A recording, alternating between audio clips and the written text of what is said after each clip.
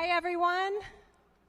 My name is Joni Albrecht, and I'm the Development Director for Podium.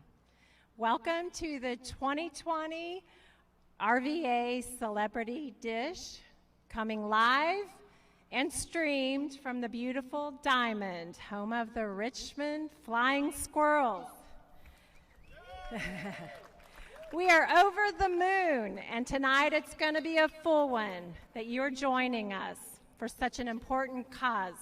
Podium is hard at work with transformational writing and communication programs for Richmond's youth, even during school closure.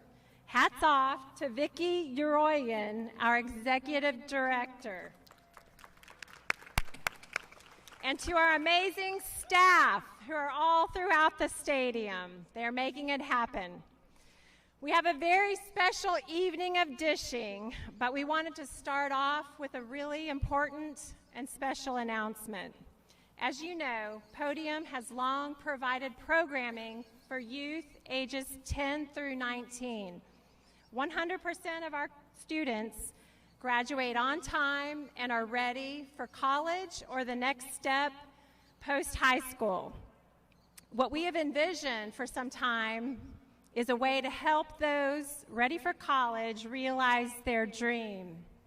So often, our students simply don't have the financial resources to make college or post-high school training a reality. So to help realize that dream, this year, Podium launched the Pedestal Fund. It's a sustainability and endowment campaign to elevate opportunity for all Richmond youth. Tonight, we are honored and beyond grateful to announce the first transformational gift to the Pedestal Fund. It is from Robert and Ann Waldruff, $150,000 to establish and endow the Ann F. Waldruff Excellence in Education Fund. Please join me in raising a glass, clapping your hands, stomping your feet, or making some noise for Robert and Ann.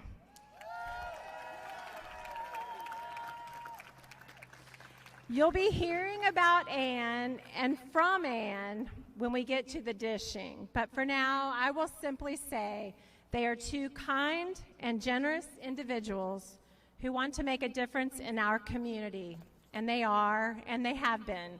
I met Ann, as many of you did, years ago when she was my daughter's junior kindergarten teacher, and I knew she was a rock star. I met Robert about 5 years ago.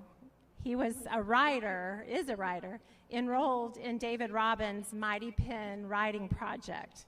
A Purple Heart Marine, Vietnam War vet, I knew he was a rock star. Together, they are superstars, and they inspire us to be better stars. Thank you, Robert and Ann. And now, if you'll stand, for our national anthem, performed by our very own Podium board member, Beth Davis, accompanied by guitarist, my very own, Jackson Albrecht.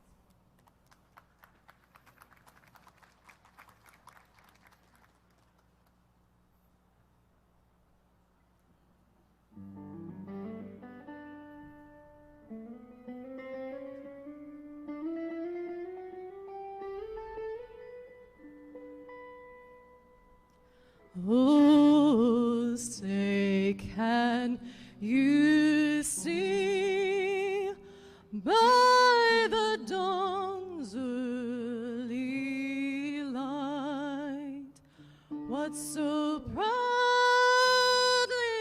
we hailed at the twilight's last gleaming, whose broad stripes and bright stars through the perilous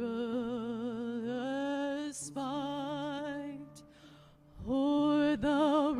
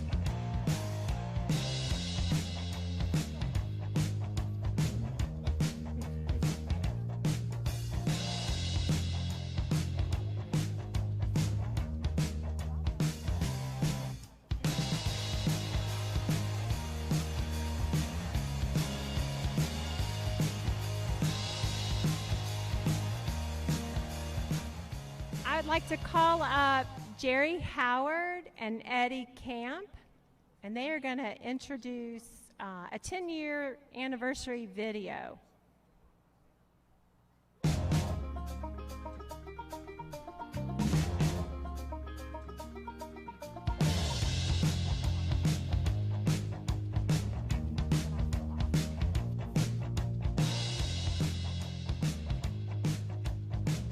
Is this on? Well, good evening. My name is Jerry Howard. I'm a board member for the Podium, and I'll just tell you quickly how I got here, because the Podium has been an inspiration to me and quite an inspiration to Richmond. I met David David Robbins through the Muddy Pen Project, and was immediately impressed with not only his generosity but also with his ability to educate. And he has been able to pass that along to others through the Podium and help many people for the last 10 years, in fact, achieve success through literacy. So with that said, I'll allow Eddie to say a few words and we'll start the video. I would like to say thank you all for coming out tonight. And for me, my relationship began with the Mighty Pen, and then it's now continuing on with Podium. I understood the need to express yourself in writing after 30 years of military, getting the chance to do that with the Mighty Pen. And then David introduced me to kids that were having the opportunity to express themselves through written form. And I knew I wanted to be a part of that organization. And so I'm proud to be a part of the Podium organization, and I'm proud of all the things the kids are doing, and I'm proud to know that they have the support of so many who came out tonight, and are those online as well. So thank you, and enjoy the film.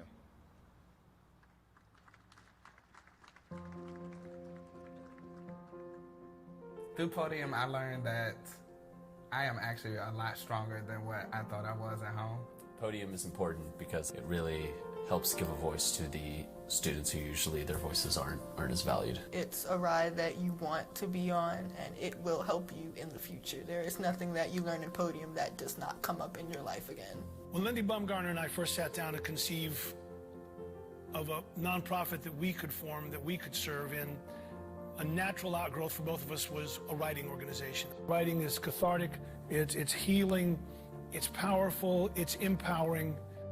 The voices of our youth matter. They have voices that are insightful, that are perceptive, that are caring, that are growing. That type of education can serve you for the rest of your life. There's a lot more room for individual attention. A Podium instructor is a lot more willing to help you push your ideas further and see how you really feel. They're like the cool teachers. Those are teachers that you had a rough day and you just go to their classroom and you just vent to them. They can be like, yeah, I have that experience before. This is how I navigated it, and this is probably how you should navigate it. We have a really, really great base of young people, talented people who want to work with our youth. Watching a young person, not feel confident in their voice to finding their voice and owning that voice is such a transformative and wonderful process to be a part of. I learned that I have a much bigger voice and a much bigger attitude than I thought I did. I feel that Podium is important for students not solely because of writing, but because you get an outlet for creative expression, an outlet that you don't get in a high school setting most of the time. It was people at Podium who helped me to realize exactly what I wanted to study in college. Through Podium, I was able to speak out, and no matter what or who was listening, it pushed me forward to be the person that I am today. Podium helped me find my voice by giving me an audience and also teaching me how to be a respectful audience to others. When I first started Podium, I was in the process of being homeless. Podium really helped me learn not to just get stuck in my head and let things sit. They let me write and write and write until it was gone and I was calm, and I learned how to effectively deal with my anxiety by writing out my feelings whenever they bubbled up. And what are you doing today? I'm at school. In our region, youth have an on-time graduation rate at about 80%, but our Podium youth graduate on time at 95%. For the past 3 years in a row, 100% of 11th grade and 12th grade Podium youth who we've surveyed have passed their English reading and writing SOLs. The reason why people should support Podium is because they're supporting a direct line to Richmond and Central Virginia area youth. Helping us is directly helping these young people.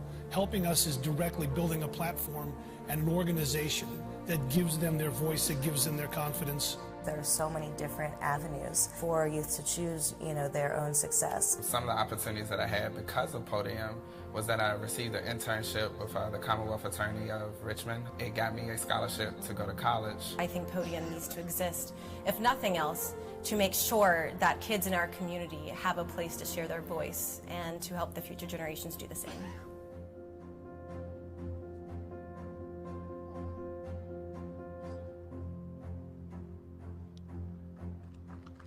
Please applause. That's an amazing video. So again, I met David Robbins through the Mighty Pen Project, and through that process also realized exactly what the Podium's constituents actually receive through that training. Like you heard from the video, writing is therapeutic. It brings about self-expression in a very healthy way. And I experienced that training through David Robbins and learned of the Podium. And, at first I was very excited about Podium because of what it actually does in the community. The message of the Podium is literacy, speaking, writing, and self-expression, individualized to the person who's creating that art and the celebration of the art. But here's the thing that really brought me to Podium, and this is what I want you all to know, is Podium does that and all those things, but they measure their success. So my wife and I are business owners here in Richmond. We own the specialty companies, and so on a daily basis, we are measuring success. So I know what it means to measure success, to achieve a goal, and that's what you're getting with Podium. We have the measurement instruments in place and the success rating over the last 11 years that speak to that success. So just like David said in the video, that your contributions, your support is never lost. It always goes directly to the betterment of not only the students, but also the community as a whole. So with that said, I'll introduce David Robbins, co-founder of Podium.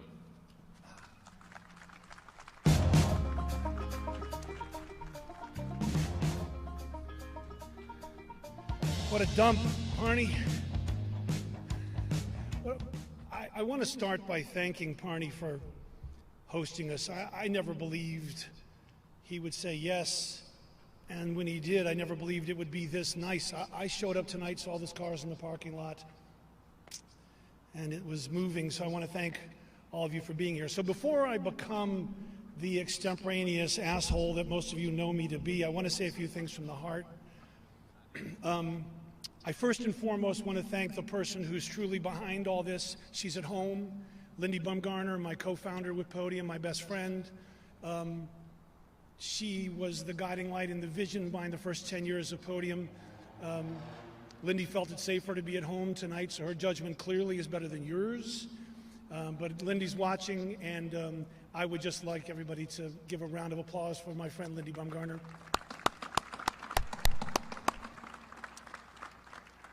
I see a lot of faces that I recognize. The first thing I'd like to recognize is if you are a veteran and a member of the Mighty Pen Project, if you would stand, please.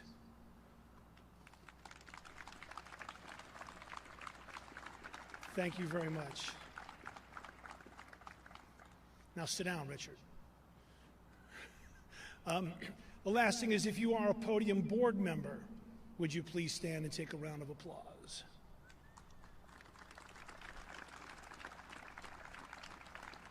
Thank you so much. So my job is to introduce Sean Durham, our MC from last year. I want to say a few things about Sean, again, from the heart. I met Sean through a videotape. He did a video audition for a play that I wrote for the John Marshall Foundation called The King of Crimes. And we were auditioning people first through tapes they would send us, and this powerful man does this rendition of Thomas Jefferson. And then he leans into the camera and he says, "I'm your damn Jefferson." And I turned to the director, Mike, and I said, "I don't want to tell him no. Do you?" And he went, "No." He said, "Okay, that's our Jefferson." It was fairly emphatic. Sean was our MC at last year's event. Those of you who were here at last year's Podium Dish, you remember the best put down of the entire evening. So LeVar Stoney, our mayor, was wearing a suit very similar to what Sean was wearing.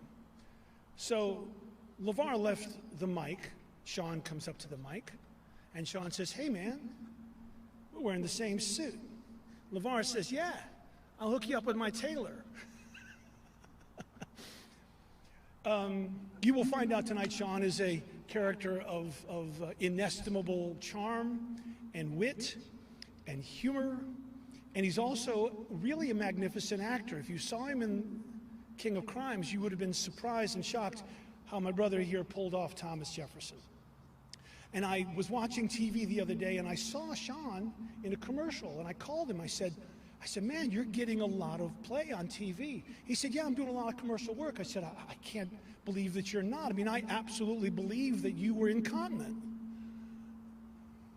It was a commercial. Incontinence. Don't make me explain my jokes. Seriously? Dear God. I should tell it again, see if they get it the second time. All right. Sean has also asked me in a moment of humility to read the following. And Sean has a new audio miniseries. It's a comedy called The Great Recession, available October 19th, wherever you get your podcasts, Spotify, iTunes, and Google. Visit thegreatrecessionpodcast.com. It's a political satire, eat your heart out, Mel Brooks.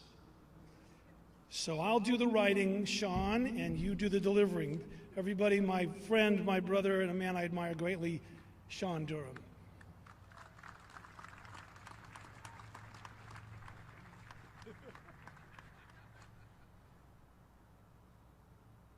Good evening, everyone. You know, COVID sucks, right? Because we're here socially distant, and I think that it'd be nice if we could all be together so we can ignore the hell out of each other like we properly should. I don't know if I'm handling food or supposed to be emceeing an event, but I figure we're gonna MC a damn event, all right? First things first, being that this ballpark is being used for this grateful place, you have to indulge me for a second. We're at a ballpark, so this is necessary. So sing along with me. And a 1, and a 2. Take me out to the ball game. Take me out to the crowd. Buy me some peanuts and Cracker Jacks. I don't care if I ever get back, so let's root for the Atlanta Braves, guys. If they don't win, it's a shame, for it's 1, 2, 3 strikes, you're out at the old ball game. Very good, very good. I know this is a literary foundation, but dadgummit, it seemed like you need to learn how to count as well. All right, so before we get going anymore, I want to get out a couple of special thank yous for people who made this wonderful event possible despite COVID. Anyone taking their COVID test? I've taken my COVID test. Got a 65, barely passed it. But special thank yous to McGuire Woods. Certainly a special thank you for our host, monumental host, McGuire Woods, Exponent, for their outstanding generous support, and to Town Bank for sponsoring our volunteer and VIP suites tonight. Y'all stunning? I never heard of VIP suites at a minor league baseball park. And to the law firm of Harmon, Clater, Corrigan, and Wellman for their generous sponsorships. Also, a shout out to last year's honorees, Ed McLaughlin, Desiree Roots, and Mayor Stoney. Is Mayor Stoney here? Good. That joker threatened me by sicking some boys on I-95 to make sure I wouldn't get out of town, so had to lay off him on the jokes. But without any more delays, I want to introduce to you our special person here, our alumni, Miss Destiny Brown. Destiny Brown is a college senior at the University of Virginia, majoring in cognitive science, concentrating in linguistics and cognitive psychology. She has interned at Podium, lifeguarded, and taught 100 or hundreds, who puts 100, 00S, hundreds of children to swim as swim instructor.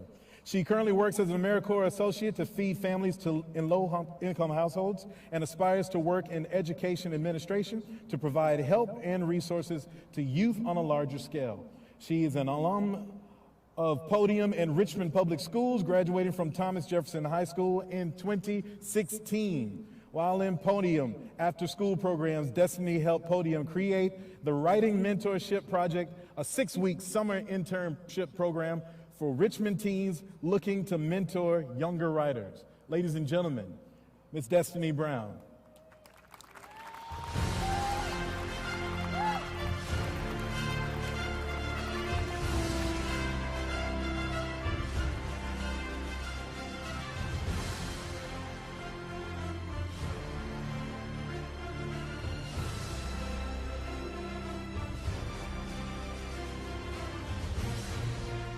Guys.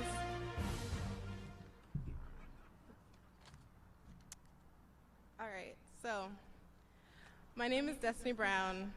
Y'all have heard that already. I am a former participant at Podium Foundation in Thomas Jefferson High School.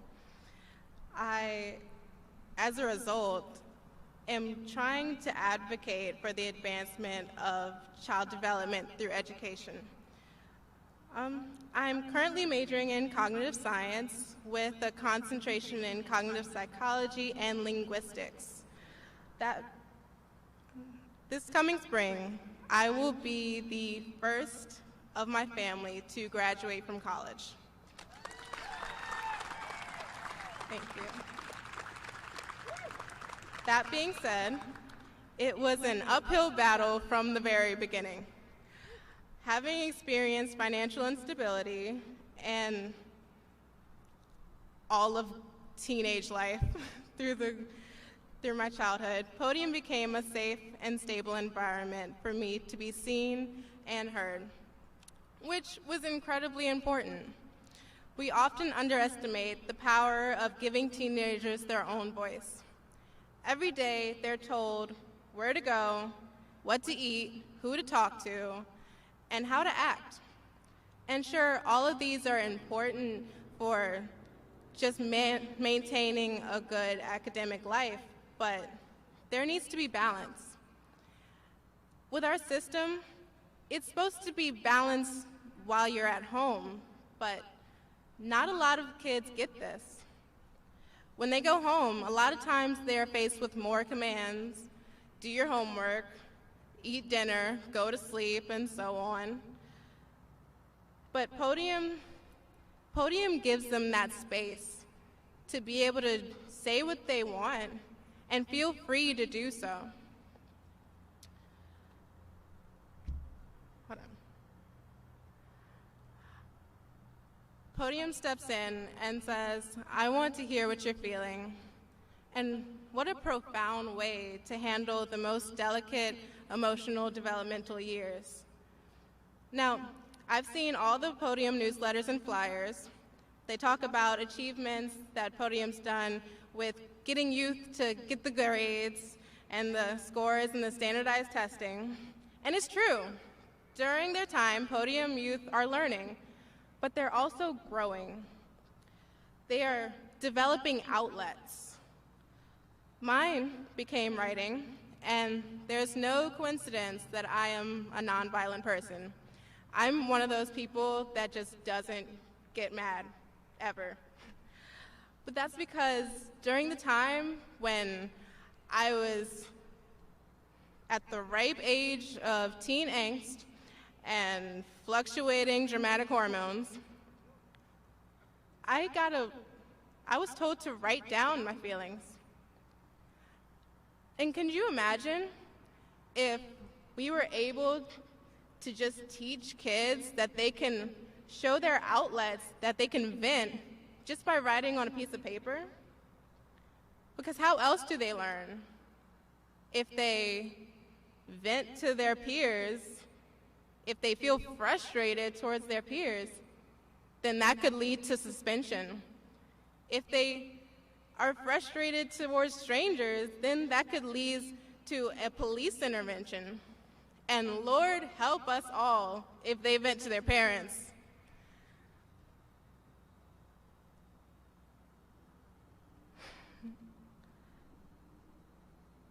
What if we could make a massive systemic change in the way that discipline is embedded into our environment just by asking kids, what are you feeling? Well, you don't have to do that, because Podium is here with trained interns and staff that know how to handle these middle and high school age groups. And I know this because in my second year in college, I returned to Podium as an intern. During this time, I was also able to gain insight about what the program meant for other teens. For many of them, it was a place that they could talk about their fears and stressors without having to worry about repercussions.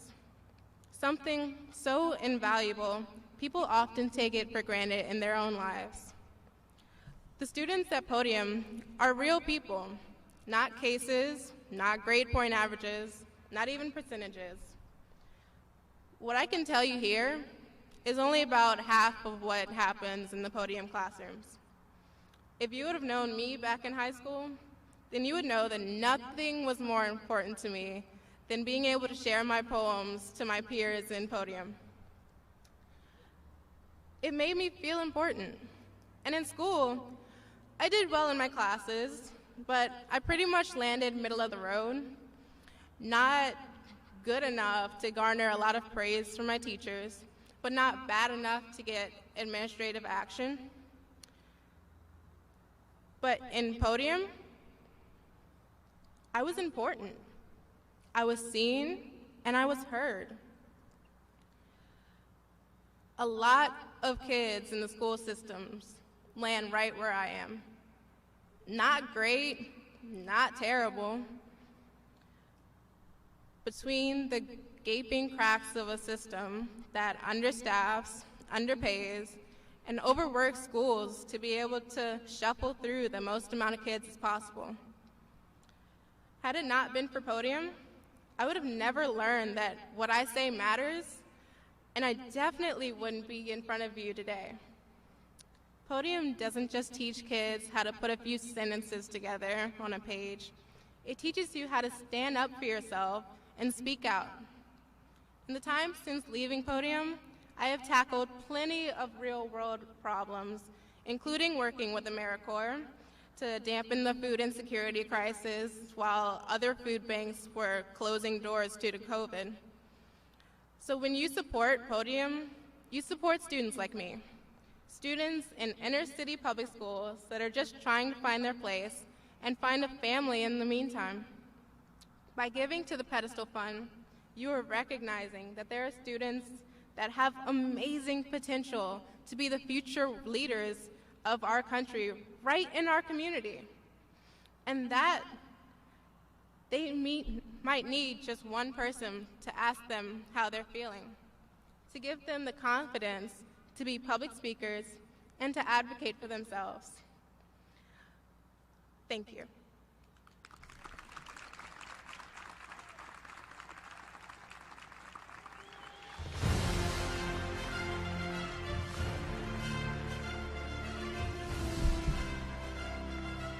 One more round of applause for Destiny.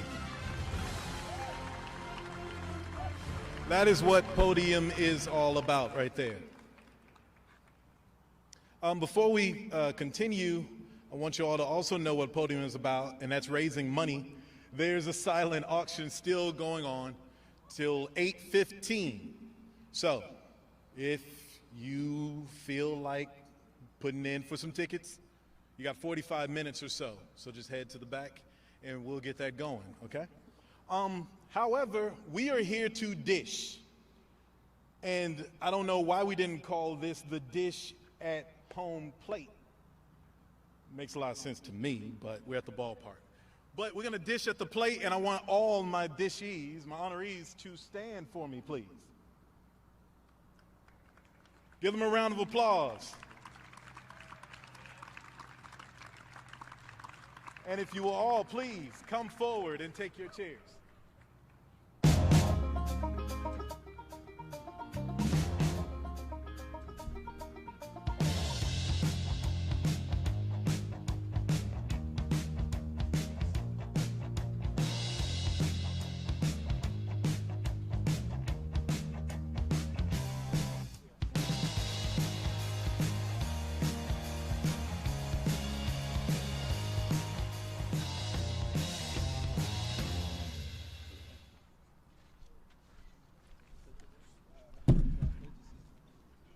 Ladies and gentlemen, after this point, I will be seated over there, and I'm going to let our honorees have this mic, and I'm going to wipe my hands one more time with the sanitizer.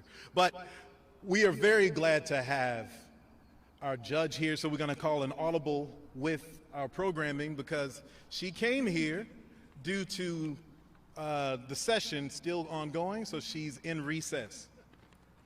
So I'm going to introduce Senator Jennifer McClellan.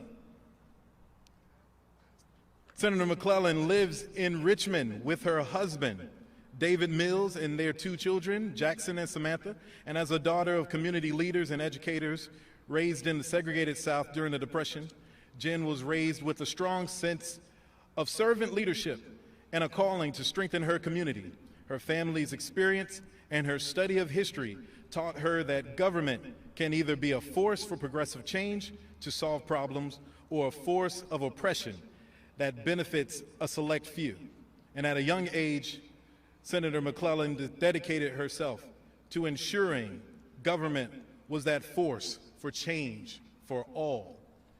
And we are so glad to have one of our honorees do the dishing on Judge McClellan. Oh, no, we're going to do her. We're going to honor her first. Mr. B.K. Fulton, who we'll hear more about from later tonight. Thank you, sir. Thank you. Hello, everybody. Well, since I get to start,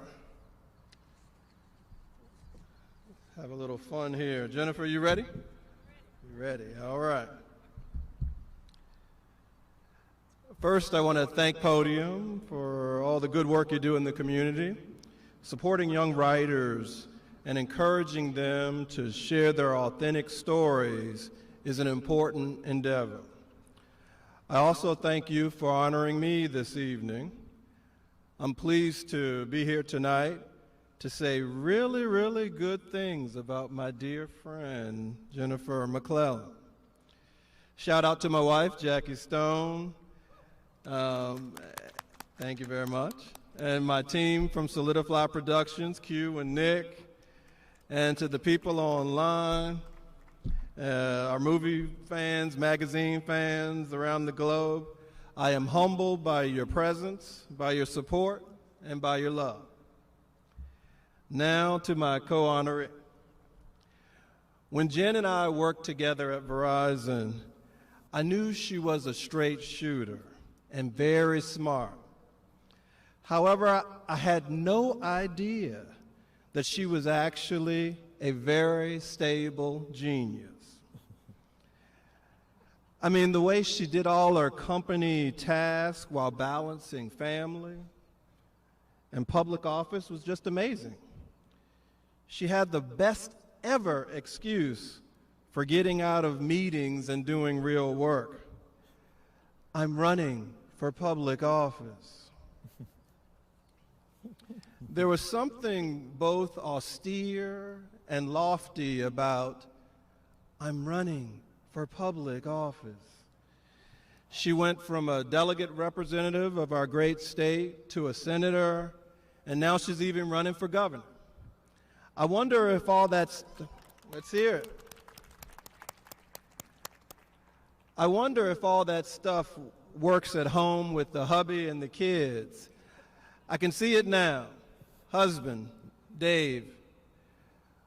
What's for dinner, my love? Jennifer, I'm running for public office. Husband, no worries, my angel. I got this. Well, we all should try that at home. Hey, Dave, can you hear me now? I guess so. There's something about Jen that makes everyone fall into line. I think it's her smile. She throws you off with this nice lady image so you don't see the lawyer in her coming at you with a Ginsu knife to slice you up if you're on the wrong side of an issue.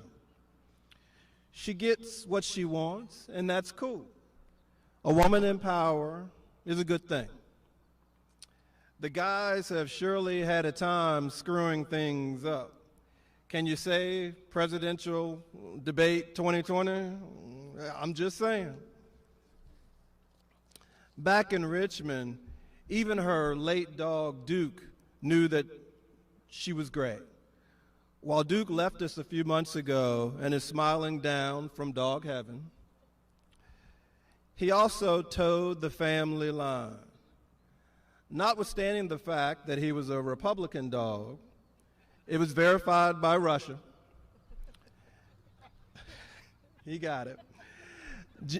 Jen managed to keep him in line, too. It was amazing. No barking when she's on the phone, no pooping or farting in the house except when rivals visited, great with the kids and all that. I think he knew she was running for public office. And you can't make this stuff up. Well, maybe just a little.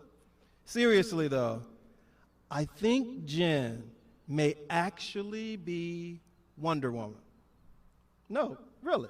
I mean, she did dress up as Wonder Woman like Halloween some time ago, but not because of that. The reason that I think she actually may be Wonder Woman is that it's hard to find anything to dish on her. I checked prison records, parole board, old flames, Google, nothing, nada, crickets, zippo. Nobody would speak up in the negative about Jennifer.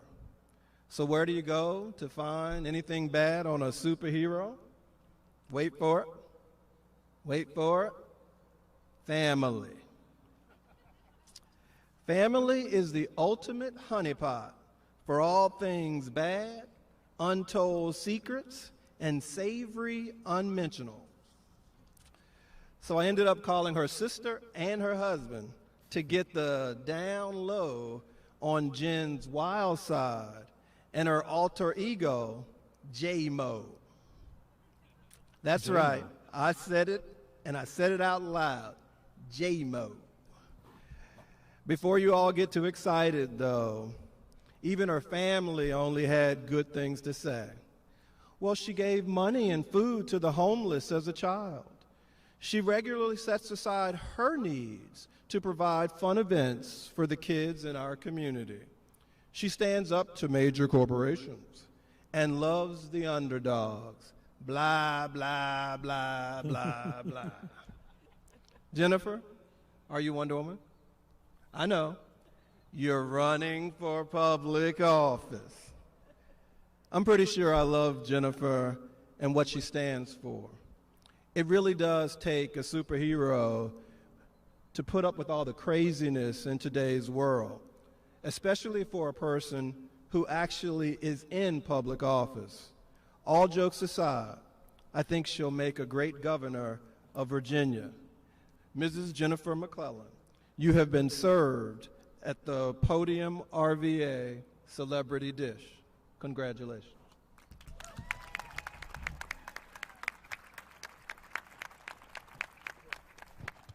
That's the smoothest dishing I've ever. It was like Marvin Gaye giving the national anthem at the Lakers game. You have been served at the dish.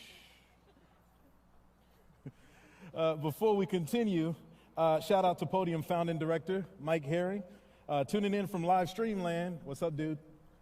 Oh, you don't want to see me? Cool.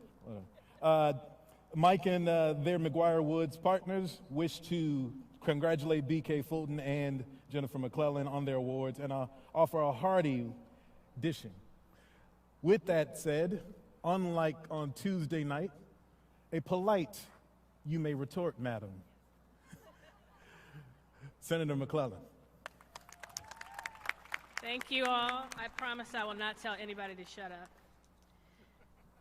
And first of all, I apologize for having to rush in and then when I'm done immediately rush out. But the Senate is in session today. We were dealing with amendments to the budget and some criminal justice reform issues. We literally took a recess so that I could come and talk about BK Fulton. That's power, Podium. That's power. Which I figured he would enjoy very much. And it is my pleasure to reflect on my good friend, BK, and offer some kind words. And I was thinking about what I wanted to say, and it was a little difficult. And so he sent me a copy of a magazine that came out, I think today, that he's on the cover of. Well, I didn't have time to read that, and I thought, you know, that's not subtle at all, BK.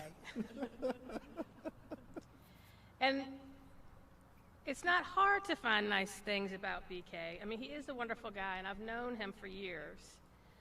What's hard is finding something nice to say about BK that BK hasn't said about BK many, many, many, many times. Where do I start with this guy? So I think I'll start with the first time I met the infamous BK Fulton. When he first moved to Virginia and joined our office at Verizon, I was told he was easy to work with, that he was shy, quiet, and retiring. They said he was known to keep his head low and do his job without any questions, without making any fuss. Right. That could not have been more wrong. I should have read the warning label, and years later, I fired the person that told me that. I'm sure they still have a job somewhere. Actually, that's just a joke. BK was actually a great client. I was his lawyer. I had to keep him out of trouble. And he did stay in his office, and he worked very hard when he wasn't out doing government affairs and community service. He worked so hard in his office, we didn't know what he was doing. We found out later how productive he was. Did you know that Verizon had a children's book publishing arm? We found that out when his book came out, and everyone said, oh, that's what he does back there all day. Actually, BK did work very hard at Verizon, and he represented the company well. And I think when he retired, he started his real dream. He started his media empire. He became the media mogul we see before us today. At the time, I was surprised, but it makes a lot of sense when you really think about it. Because BK reminds me of a lyric from the musical Hamilton. Probably not the lyric you're thinking about, though. In the song, Take a Break, where Hamilton's family is trying to get him to go on vacation, and he's busy working, trying to get his bank plan through Congress. And he writes a letter where he says, I'm a polymath, a pain in the ass, a massive pain. And when I first heard that line, I thought of my dear friend, B.K. Fulton.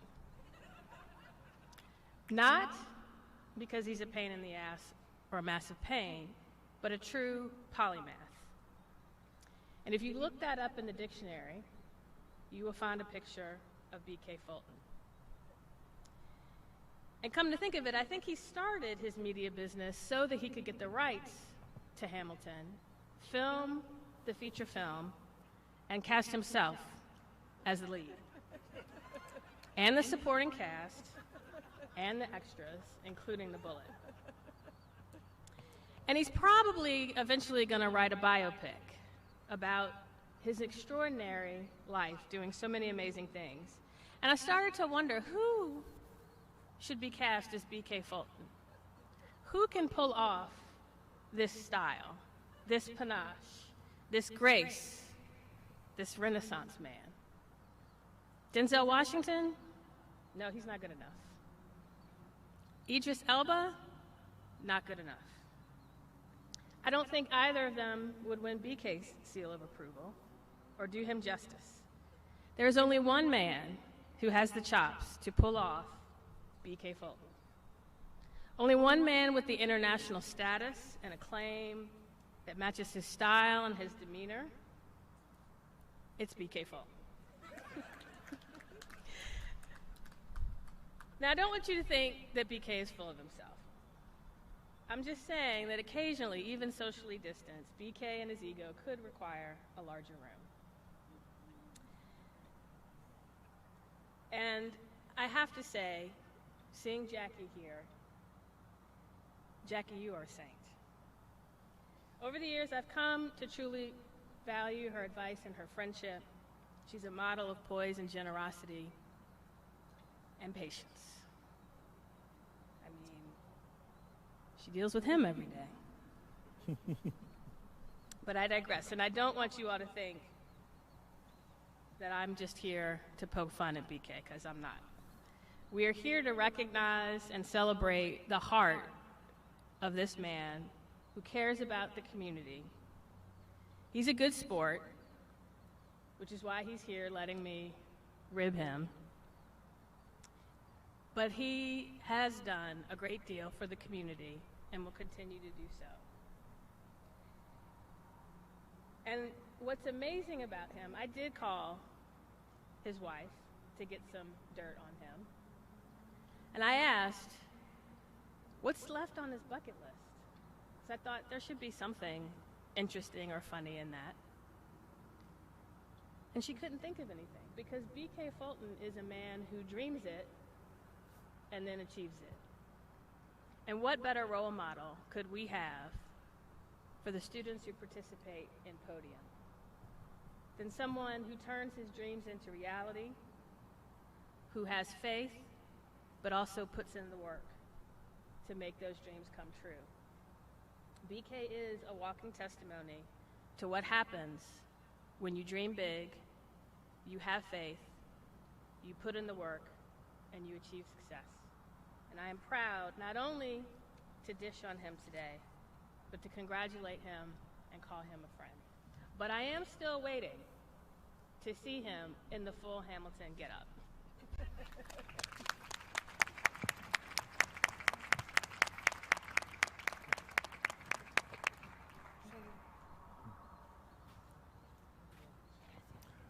We have something. Yeah, well, because the senator has to leave us Davey, you're tonight. 18 feet tall. You got to speak into the mic. Because, you know, the delay, didn't that drive you nuts?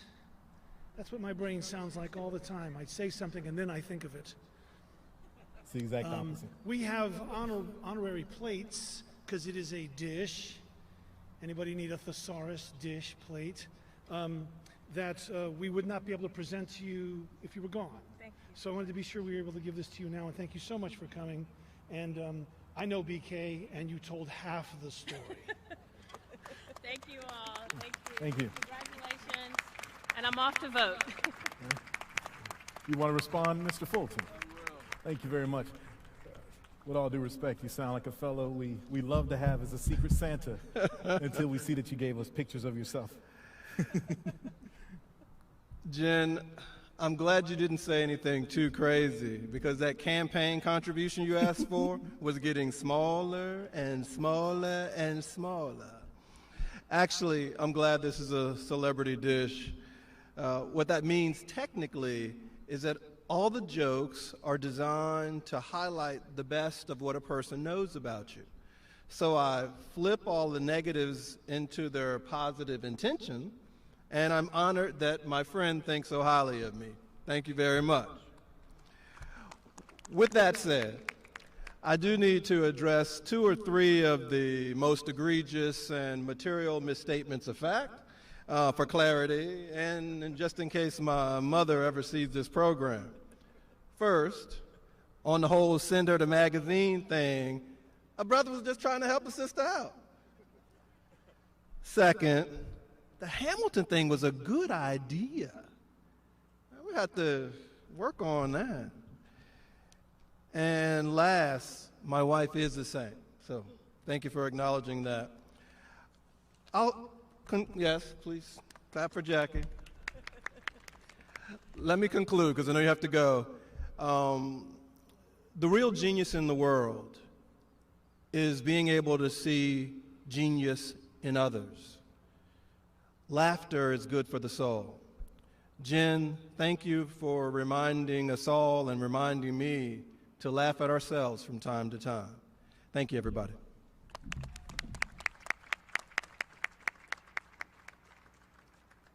One more round of applause for both Senator McClellan and Mr. Fulton. And indeed, laughter is necessary. 2020 has been a terrible year. But any year that you survive is a good year indeed. Moving on, we're back to our schedule. And for this, Madam Waldruff. Our next dishie is Ann Waldruff. She was born into a family of Marine Corps officers. That meant changing schools every year as her father received new orders.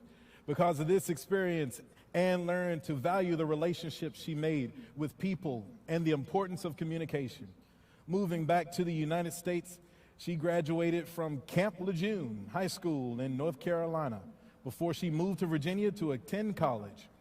And she graduated from Mary Washington University with a teaching degree in Spanish.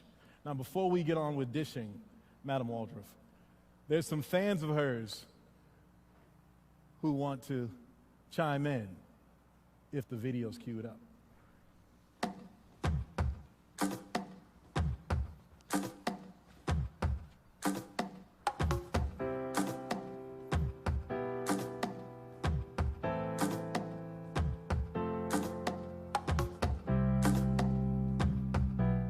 I'm Maddie Albrecht. I was in Mrs. Waldruff's junior kindergarten class of 2002. One thing that I remember really well about being in her class was that I was one of 3 girls and like 15 guys, and she never made us feel out of place. She always made us feel really included, and I got to know those 3 girls really well because of that. She used to let us throw paint onto a turntable with a piece of paper on it, so it created these like really cool swirling designs. And I think that that is probably where my love of art first began and continues to this very day.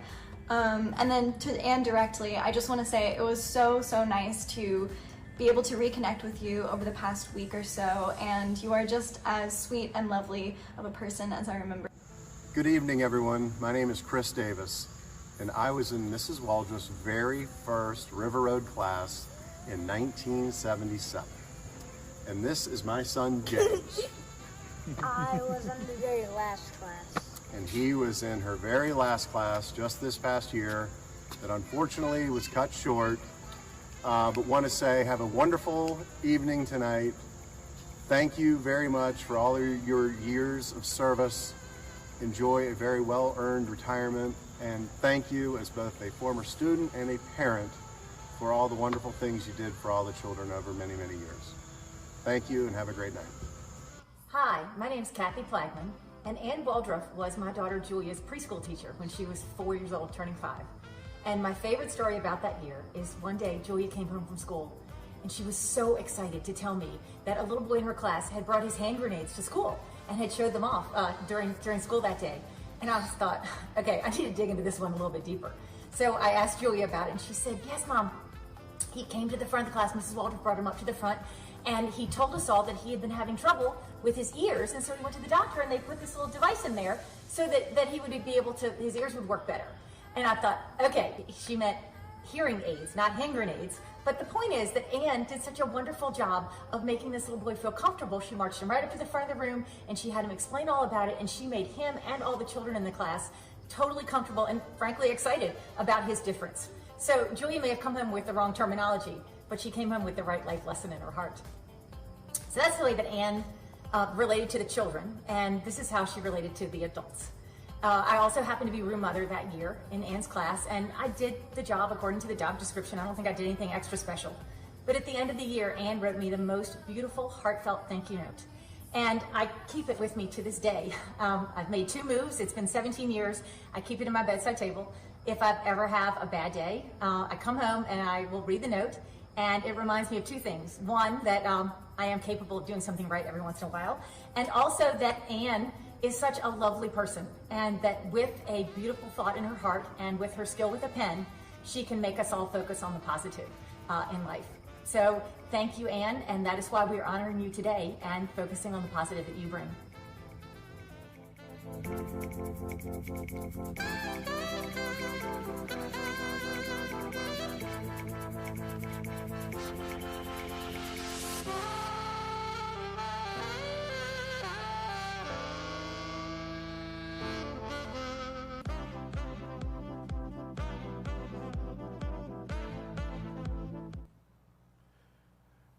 All right. I don't see how we're going to do this one with dry eyes, but we're going to try it. Also, I have this note here from Ingrid Davis, Ms. Waldruff, grandmother to James and mother of Chris. And she writes, when I arrived to pick up James for the first time, I saw Anne, and it was like time had stood still. Anne looked just the same. Where had 43 years gone? 43, I'm 43, gee. Anne, in retirement, please remember the gift you've given so many children like mine. You were the perfect combination of teacher and friend with a big dose of old-fashioned wisdom. With thanks and love, Ingrid Davis. We thank Ms. Davis for that, but we want to get some dirt. So we called on longtime director of River Road Preschool, Margaret Collins. Margaret Collins, Madam Collins. Come on down.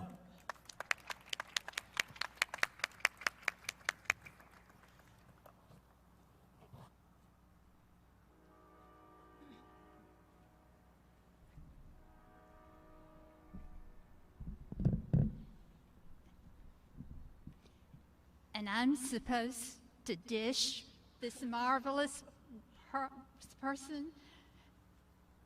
I want to tell you, it is an honor to be part of this celebration.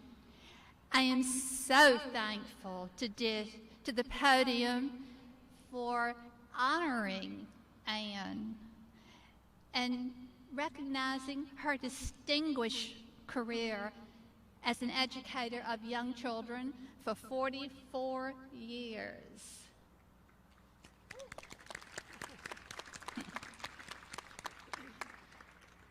I have actually known Anne for 44 years. The first time I heard her name, I know exactly where I was standing in River Road's parking lot. And the former director, who was director at the time, said, I have this most marvelous person to be a teacher at school. And then she proceeded to list a string of adjectives about this marvelous person. I even remember my comment. I said, oh?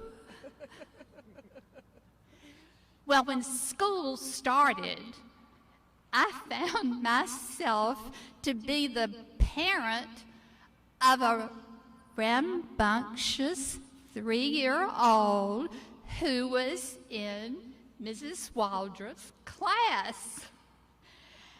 Well, as a parent and a former teacher, I was really a keen observer that year. But what I found was that Anne knew exactly what to do, that she was skilled in curriculum and knew what to teach 3-year-olds. She knew child development. She provided amazing activities. And best of all, she displayed the greatest love for all these children. My son adored her, and he blossomed that year. What a marvelous year he had. I was impressed. A few years later, I became a teacher at the school and a colleague of Anne's. I saw how creative she was, how well she shared her ideas with other teachers, and how well the children and the teachers and the parents all loved her. In fact, this love has actually caused some extraneous activity at her home. There have been some Saturday mornings where Anne and Bob got up and they had their agenda, what they were going to do, all mapped out, and there would be a ring at the doorbell, and Anne would go, and there would be sometime a preschooler and his parent. Sometimes it was an elementary child with their parent, or a middle schooler with his parents, but even sometimes a high school student with his mother. And they all were there just to see Mrs. Waldruff and tell her what was going on in their family or at school. Okay, this didn't interrupt one Saturday, but continually for about 40 years. Halloween was like Grand Central Station. If children lived anywhere near enough to come to her house or could get their parents to take her by Mrs. Waldruff's house, they came. In their costume, they wanted to show her, they wanted to celebrate Halloween, and she loved it, but it was expensive. And then there were the trips to U-Crops. Anne would come home after teaching all day and look in the refrigerator, no food, and then she'd say, Bob, I've got to run to U-Crops. I'll just be gone a short time. And out the door she'd go, and then an hour later, Bob's looking at his watch. Maybe an hour and a half later, he's still looking. And when she finally gets home, what happened? Well, I was by the produce, and Mrs. So-and-so wanted to tell me about Jack. And then I got to the frozen food, and Mrs. Richardson wanted to tell me about Anne. And then when I got to the bakery, there were two mothers there, and they were telling me such fun, interesting things their ex-children of mine were doing. And, sorry, Bob, I forgot your supper. This love of Anne's was so outreaching and outgoing that I made her my assistant director when I became rector of the preschool. She was the one who was out there welcoming everybody. Policemen, firemen, nature exhibits, magicians, everybody. But I will never forget the night that she welcomed Nutsy to our family night.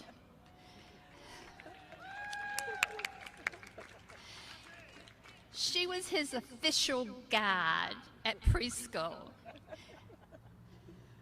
Well, you know, little preschoolers, when they're in the stands and they're looking out at Nutsy, he doesn't seem so big. But when you're standing there looking up at Nutsy, wow.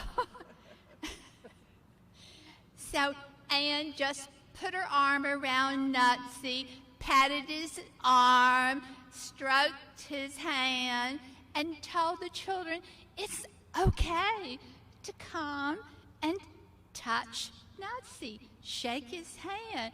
And you know what? They had a ball.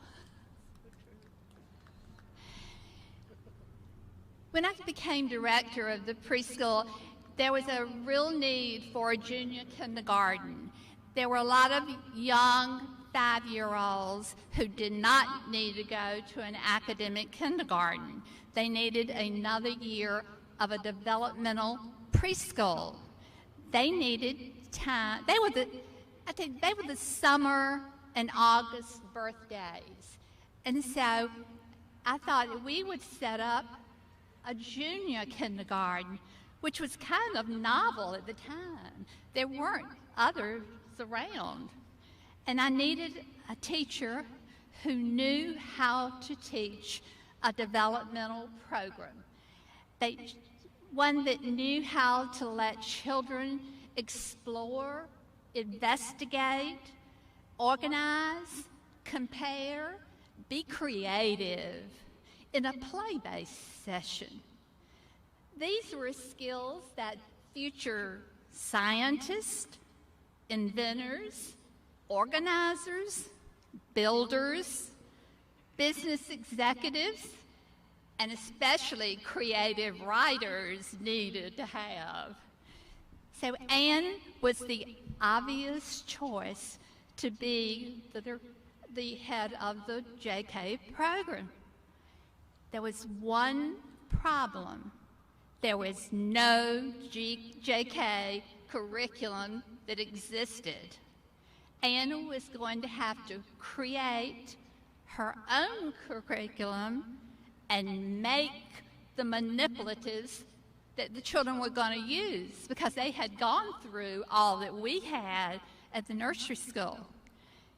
So Anne elicited the help of everybody, parents, just everybody, to help her with these collections. She collected everything: rocks, keys, dirt, sand, anything that the children can organize, examine, investigate. Okay, she had lots of parents who took some nice trips. So she would start asking them if they were going on these exotic trips, will you bring me some sand, some dirt from Italy, or how about France, or wherever they were going. I even had to get my husband to take me to Redondo Beach as we were racing out to go to a wedding rehearsal dinner so that I could get some California sand so children could compare it to Emerald Isle sand or the pink sand of Bermuda. But I think my favorite story, my favorite dirt story, happened when Ann and I were in Dallas at an early childhood conference. We were standing out there at the entrance of the Omni Hotel waiting for our shuttle to take us to the convention hall, and I'm checking to see if the shuttle's on its way, and I turn around and I look, and Ann is digging in the Omni's flower beds. I said, Ann, what are you doing? I have to take some Texas dirt back. She was fun to go to conferences with. But what an unparalleled success her JK program was. She started telling different preschools in Richmond about her program, and it became very noted. So then she moved on to going to state and national conferences presenting the junior kindergarten program. By the mid-90s, she was a very popular presenter on the circuit. When her rooms were normally packed, standing room only. And after the presentation, they would come up to her in swarms and start talking to her about, how did you do this? What does this do? And so on. And Ann was just giving them all the things that she had brought, but not enough of them. She had me to come along with her so I could pack up her stuff and she could get out of the room before the next printer needed to be there. And her notoriety was something else. I would go to these conferences and talk about brain research, and she would go and talk about the JK program. And so then we would be walking down the halls, and people would say, hey, loved your JK presentation. Oh, your manipulatives were wonderful. I mean, it kept going on. Do you know, not one person ever told me they wanted to know any more about brain research. Ann got so she knew everybody. Even at one hotel, as we walked out, this doorman said, now how did your presentation go? Did you tell them about so-and-so and so? I said, Ann, how do you know him? Was he there? She says, oh no, I just got into a conversation with him yesterday while you were checking us in. She never knew a stranger. Ann is what I call a born educator. She is not just someone who taught. She is someone who had a passion for what she does, and she did it so well. Also, Ann, throughout her career, was a lifelong learner, supported by another lifelong learner, her husband Bob. As a result, over 1,000 preschoolers who had Ann as a teacher have grown up to be lifelong learners and achievers. So once again, thank you for this opportunity to honor Ann and for letting me share some of my memories of Ann, my friend, the marvelous preschool educator.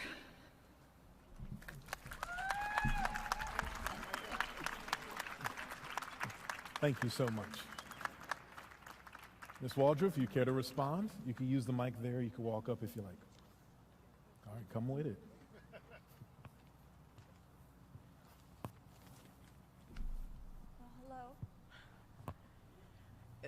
Thank you, Margaret, for those kind words. My heart Jody, thank you for gathering the parents to say the kind things that they did. Who knew that when my husband joined David Robbins' writing class for veterans, that we would learn about the Podium Foundation, formed and made by David Robbins and his good friend, Lindy Baumgartner.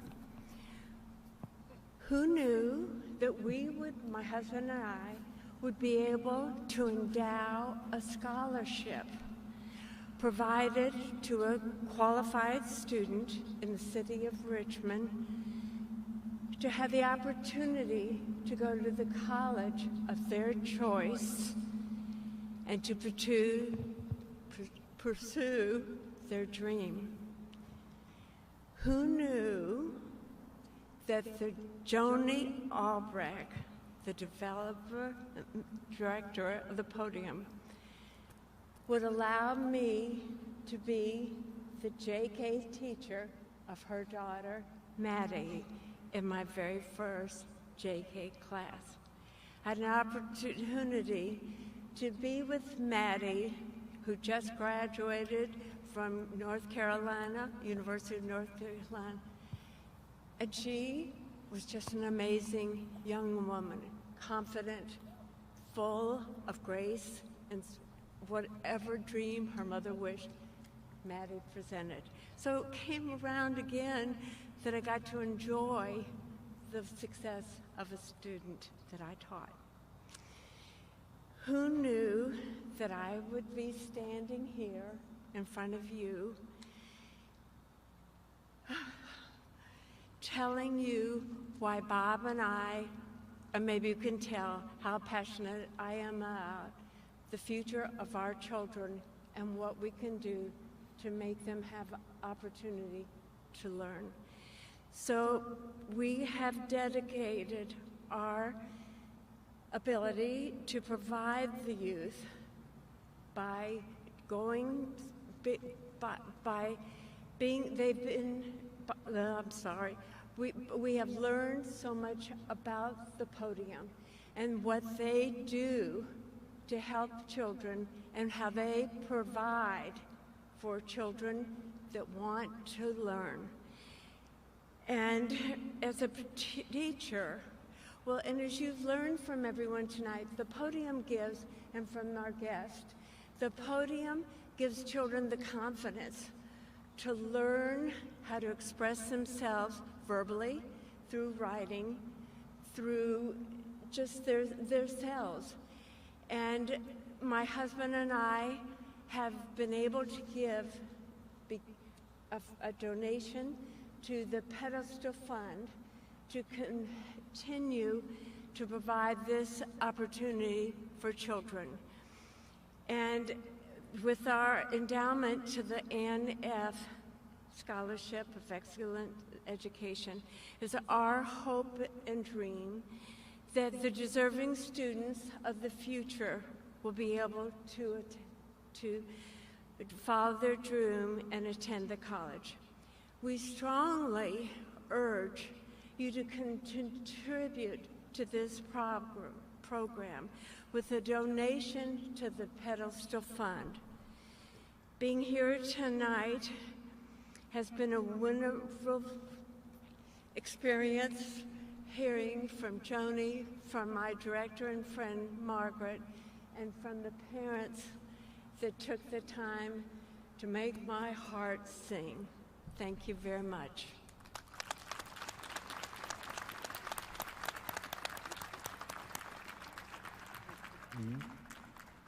You just gonna chill there? Is that what you, yeah? Yep. This is 2020 for me. Instead of acting in movies, I'm sitting next to a squirrel that ain't Rocky.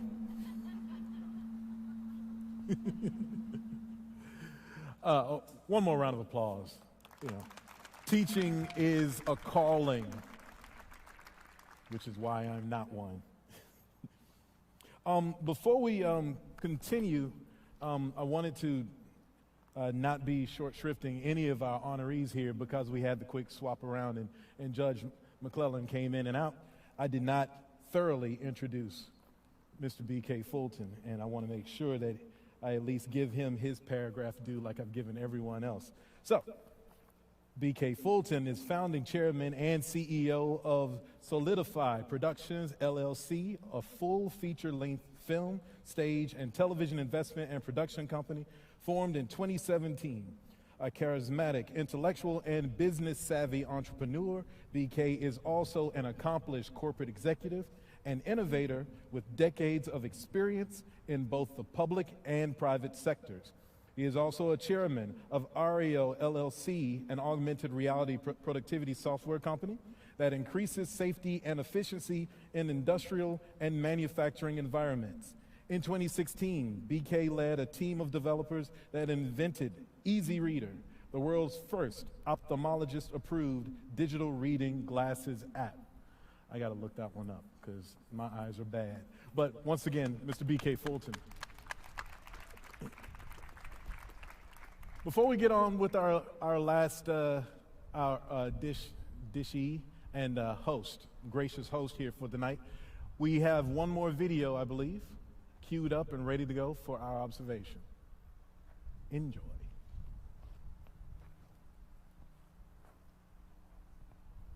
Humanity is full of darkness and destruction. Every country fights. But I've learned that they can function, and the future is bright. People shine brighter than stars. I can give you a few examples. Even in the sadness of wars, love and supply is ample. A motorcyclist helps an old lady in a wheelchair stuck on cement. A customer paid for a family's trip to their home country, and off they went. I help people every day. So smile a little and give kindness away.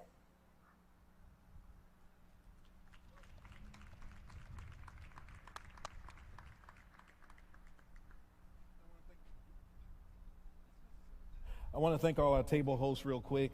William and Connie Gottwald in honor of Ann Waldruff. McGuire Woods in honor of B.K. Fulton and Jennifer McClellan. Exponent 21, Dish Monumental sponsor. VCU Athletics in honor of Parney, Jerry Howard, and the specialty companies, Cynthia Advani Marshall, Joe Maslanka and Admiral Security, and Arnold Henderson and Associates. Thank you all very much. God bless you for this terrific cause.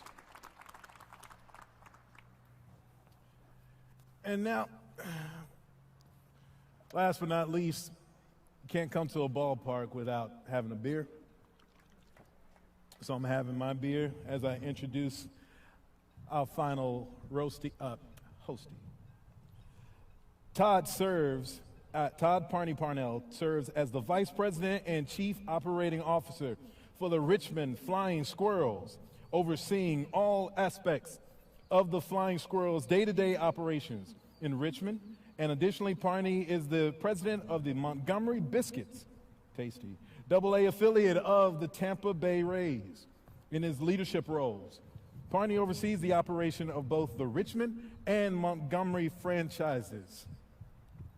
And coming on up to give us a little info on Mr. Parney. That's a sign. This is Ed McLaughlin, VCU Athletic Director, and VCU Baseball Coach Sean Stifler. Yes, sir.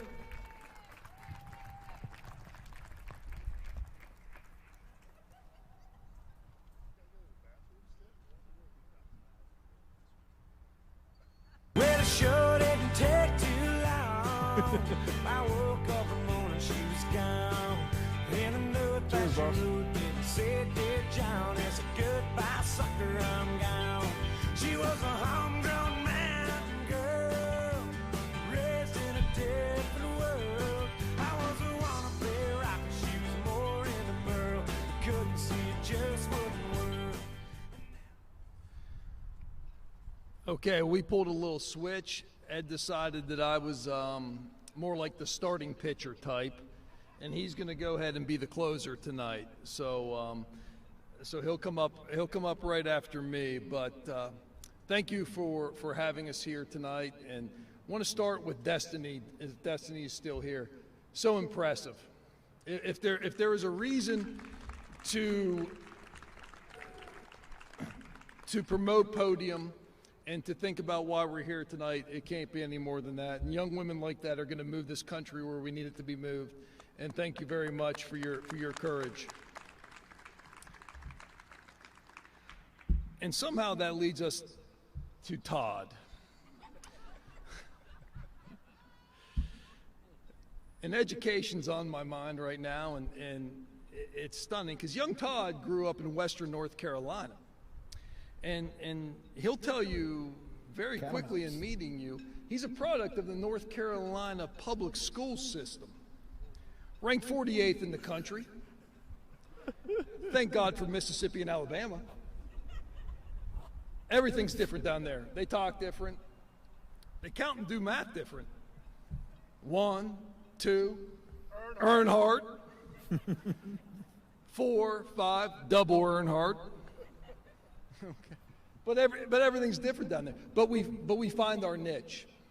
And young Parney found his niche. And his niche is bringing people together.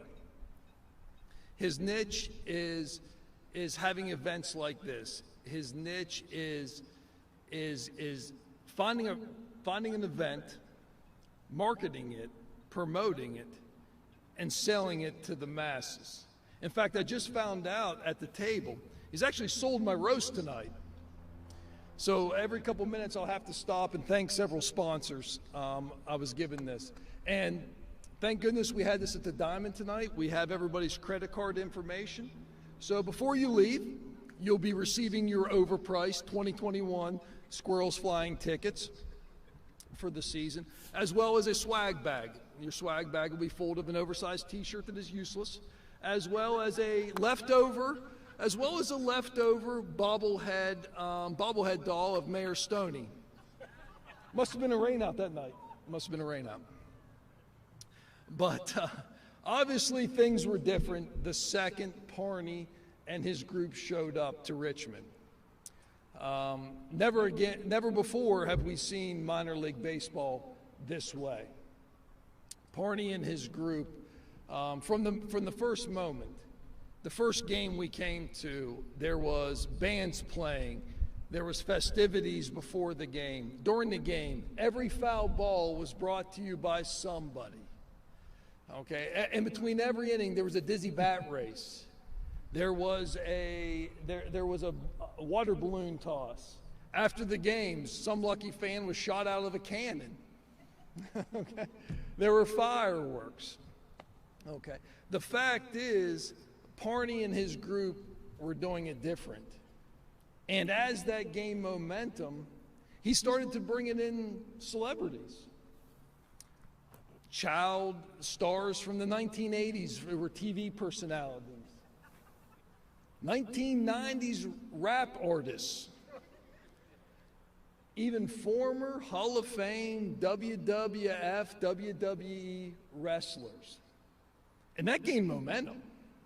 And now you have a group of people who know nothing about baseball showing up to the Diamond, because who would show up to watch a AA team from a West Coast?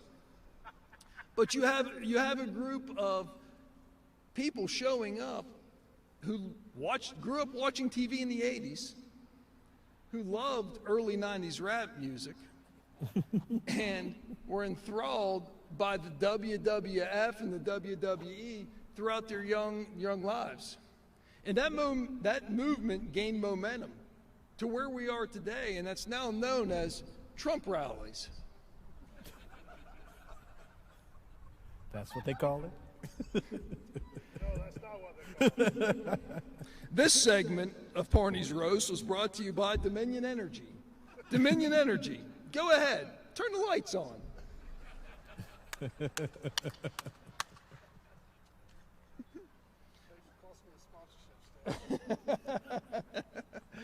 But Parney, always, you've made us all feel comfortable here.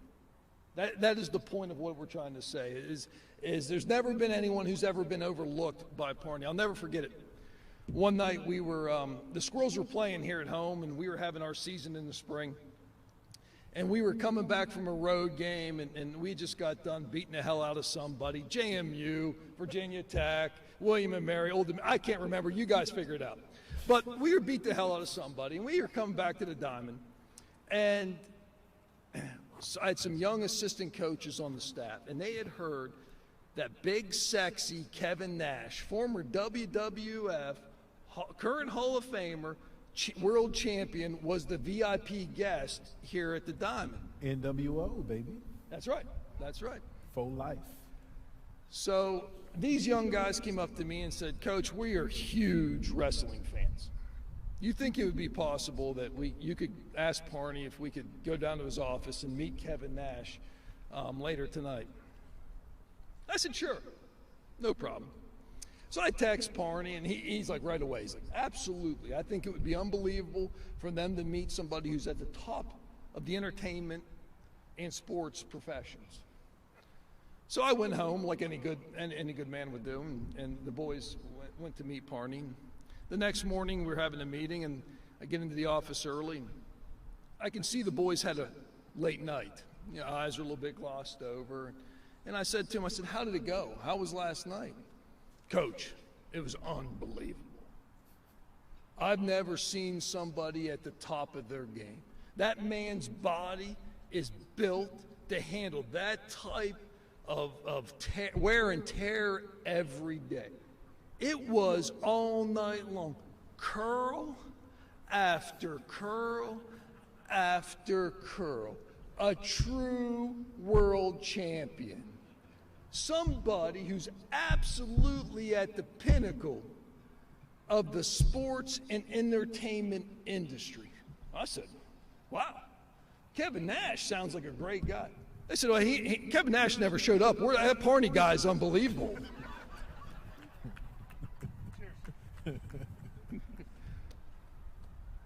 That segment of Parney's Roast was brought to you by VCU Health Systems.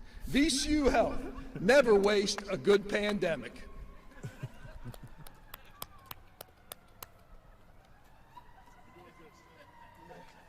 That's them right there. That might be VCU I can't say this stuff. I'm sorry.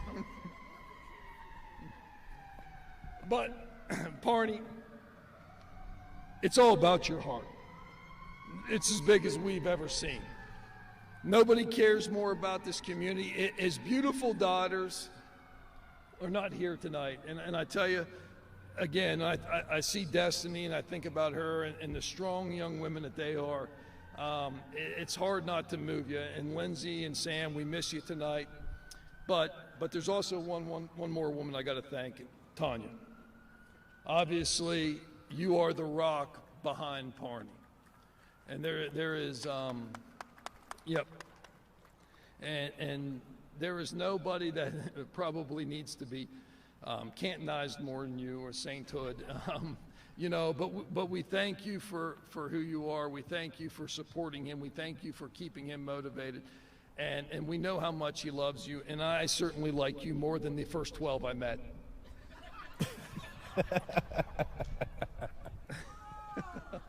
I was kidding. I'm kidding. But, you know, to my friend Parney, and Ed's going to bring us home, but a toast to my friend Parney. Parney, we love you. You deserve everything you want. New ballpark. Sorry. COVID. Pour one out. But Parney, we love you. Thank you very much. Everybody have a great evening. Did you say pour one out to the 12? I'm going to waste my water on that. I'm not going to use my beer. This is a two-part roast, so we're bringing up last year's honoree, Ed McLaughlin. And I'm told that we received 2 tribute donations in honor of Eddie Mac's hair, so give it up for Eddie.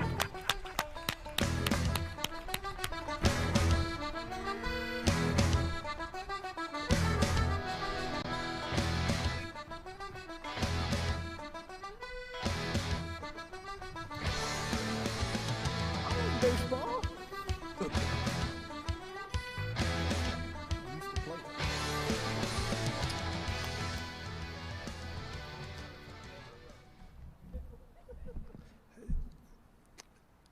Ask everyone to bow your heads, please. Bow your heads. Dearly beloved, we are gathered here today to celebrate the life of Eric Todd Parney Parnell. Oh, wait, wrong speech. Give me a second. I have that speech for later in life, so we'll put this one away. Here is what you already know about my good friend Todd. And I am one of the only human beings in Richmond who gets away with calling him Todd. The pants. Yeah. He's never met a stranger, ever. I mean, like, we'd be at places, and Parney would have a conversation with folks, and I'd say, who is that guy? And Parney like, I have no idea. I was like, well, you talk to him like you know him. I was like, I don't know who this guy is. Fine, this is just, I'm Parney. Like, okay, you be you, man. You know, the celebrities at the ballpark. Stiff talked about 90s rappers. The night we had Dougie Fresh here, and the Get Fresh crew, and we had 47 members of the Get Fresh crew in Parney's pub. I had to bartend, and they were super impressed that Parney had an Irish bartender in the pub that night. It was nice. They had no idea. I mean, it was great. I was like, yeah, not VCU basketball fans. that's all good. But and the All-Star game. If any of you are baseball fans or fans of the city, you remember last year's All-Star game. And if you were in Parney's pub at any point that week, you don't remember the All-Star game at all, just like Todd. But those who are our closest friends, and there's many of us in town, we know the legendary text messages that happen from Todd. Todd has large fingers. And as Stiff mentioned, he is a proud product of the North Carolina public school system, ranked 48th. Now, what Stiff buried the lead, it was Mississippi and Alabama until they bought a team in Alabama. And then it was Mississippi and Arkansas. So sorry, Arkansas, you lose. But yes, Todd is a proud product of North Carolina public school system. So when you get a text message from Parney, it's like trying to transcribe a conversation when someone is driving in the car and they're going through a bad cell zone. So you can't understand anything what he says, and there's no punctuation involved at all. His autocorrect, and this is no exaggeration, his autocorrect has given up. And I once heard, we were in a bar one time, Hurley's Tavern, visit there in Short Pump, they're great people. But I once heard the phone scream back to him as he was texting, I have no idea, just do it yourself. So luckily, I speak Parney. So I'm going to give you a few text messages that I've got recently from Parney, and I'll translate them for you. So the text message reads like this.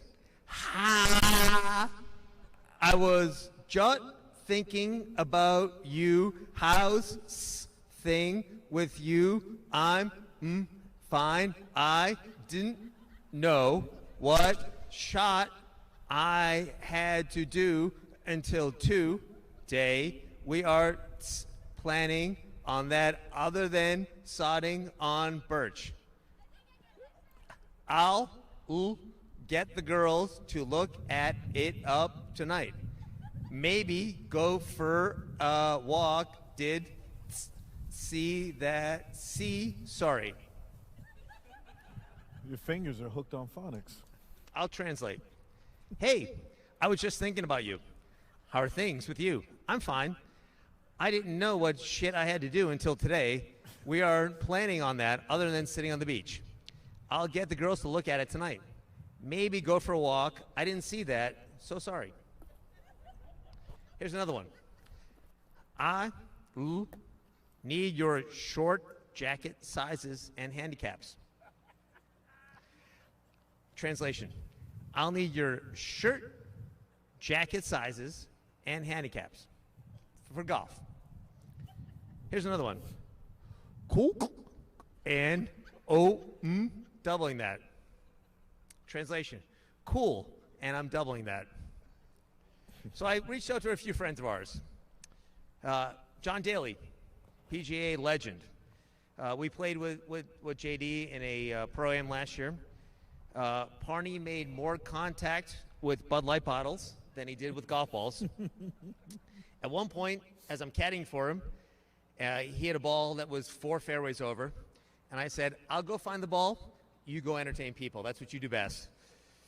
JD said after the round, I'll come to a game when you have a team that I can actually win a game. And we still haven't found that team yet. Jose Augie Alguacil, one of our managers here in Richmond, I said, Augie, tell me a story that really encompasses Parney. He said, and I quote, the only thing that I can think of right now is when we were losing, and by the way, when Augie was the manager, we lost a lot, and he started to wear the same clothes every day. I gathered all my players and told them we cannot keep smelling this bad stench coming from Parney. In the beginning, I thought it was the little pig that we had in this stadium. The Squirrels actually won the next game because they didn't want to smell Parney anymore. And thank God Parney showered after that. Will Clark, legendary Giants first baseman, one of the best left-handed swings of all time. Will the Thrill. So Thrill was here one day, and Parney asked Thrill to throw a ball into the press box right behind you at Wes McElroy, one of our local radio hosts, and his dad when they were here for a Dad's Day promotion. So as Thrill told to me, first throw, he threw it up there from home plate, hit the speaker right up there, and knocked the speaker off the wall. The second throw, Will threw up there and hit Wes's dad as Parney jumped out of the way. Parney said, and I quote, Jesus Christ, I didn't think you would actually hit him. And Thrill said, you gave me a target and I hit him. I did play in the majors, you know.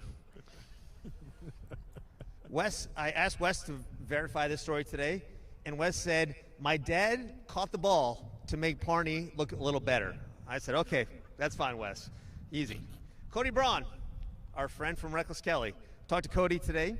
Todd likes to bring shots to the bar, into the band, when we go to see our friend Reckless Kelly play.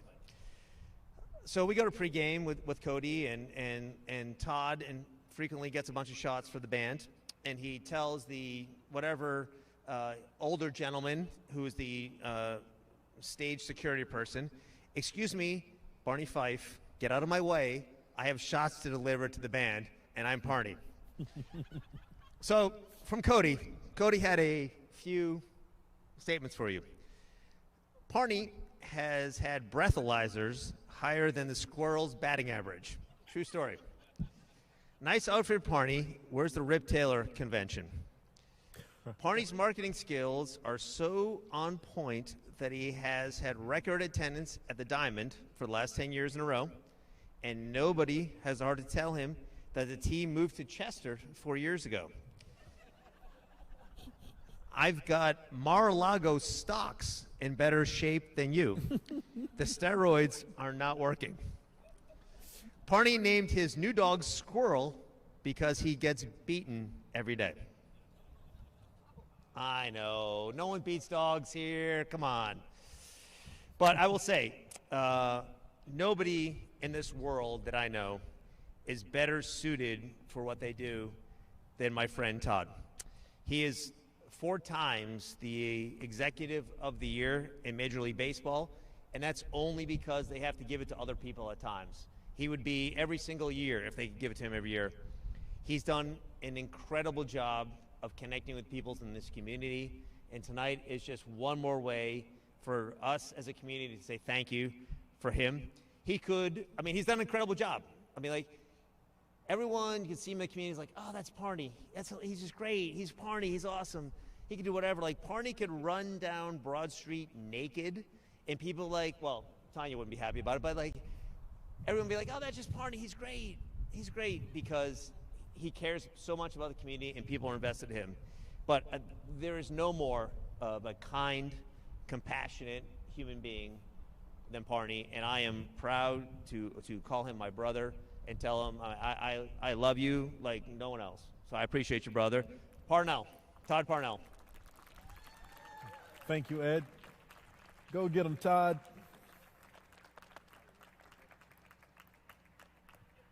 Thank you. Well, the show didn't take too long. It's your house. I woke up in the morning, she was gone.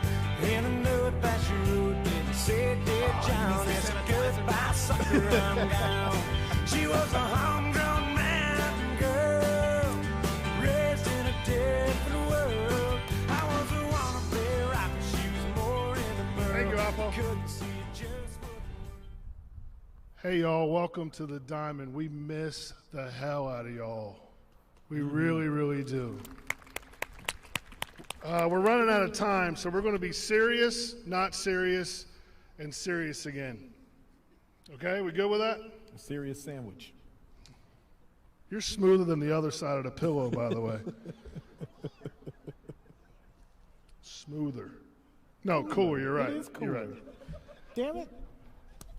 January 2013, my life changed when I walked into Byron Marshall's office to talk about a new ballpark. That meeting went great.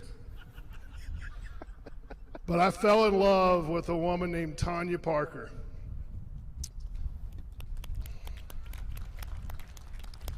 And 2020's been awful. We didn't have a season. We didn't play a game. And I'm Parney, and you see me on TV, you hear me on the radio, and I'm always talking about positive, positive, positive. Well, there's one person in the world that sees me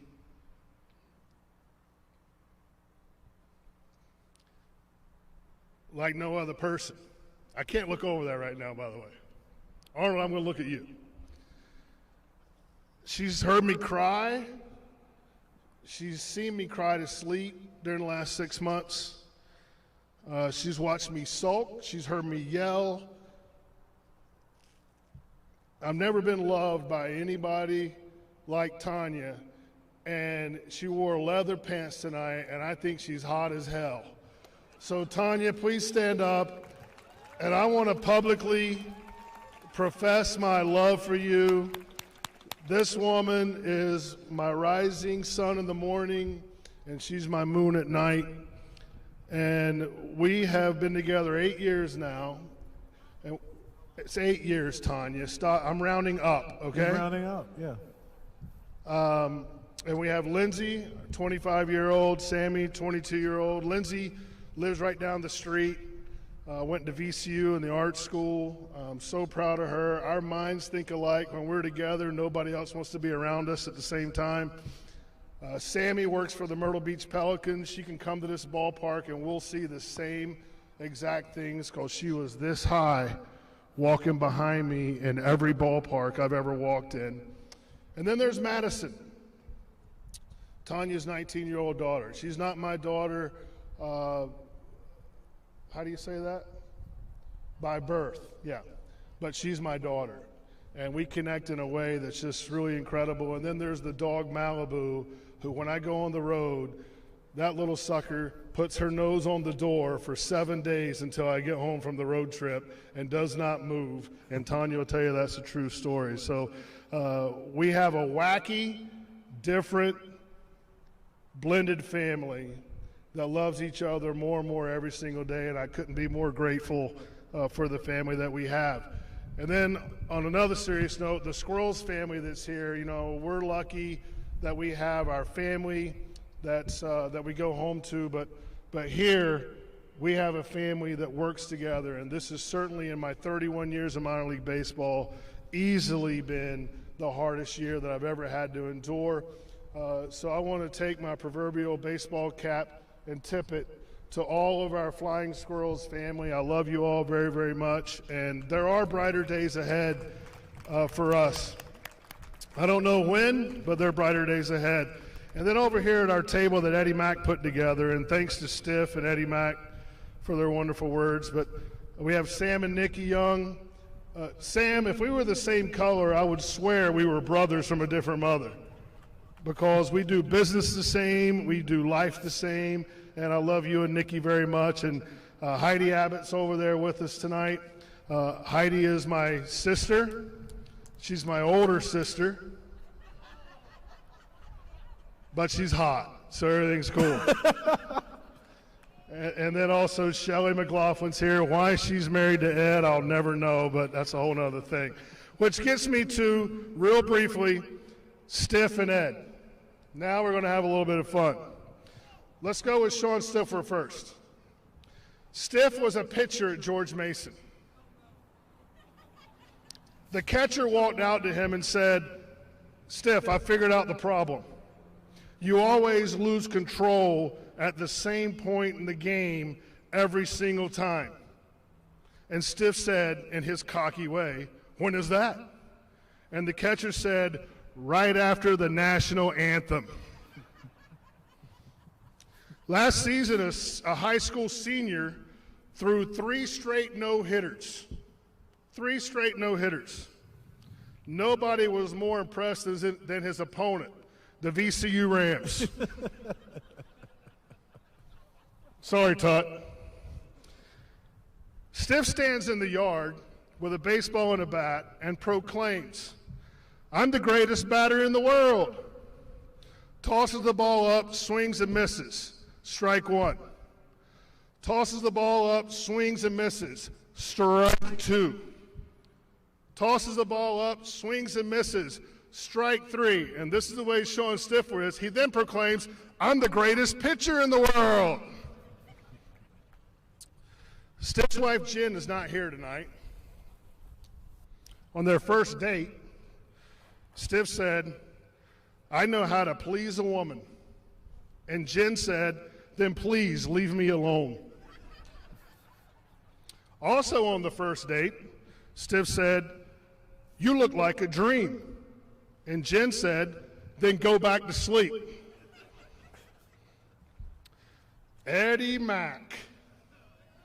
Eddie Mack. This is the grand finale, everybody. Get ready. Eddie Mack. Eddie Mack thinks Cheerios are donut seeds. That's a pretty good one right there. I thought it was good. That was pretty good. Eddie Mack, roll your eyes in the back of your head. You might find your brain somewhere back in there. A man was sent to hell after his death, and as he was being sent to hell for an eternity, he saw Eddie Mack passionately kissing a beautiful woman. "What a joke," the man said. "I have to roast in flames the rest of my life, or rest of eternity, and Eddie Mack gets to spend it with that beautiful woman." Satan stabbed the man with his pitchfork and said, "Who are you to question that woman's punishment?" I've been waiting for that one the whole entire day. A bit of a walk. That's pretty good. Eddie Mack's trying to get his hair registered as a national landmark.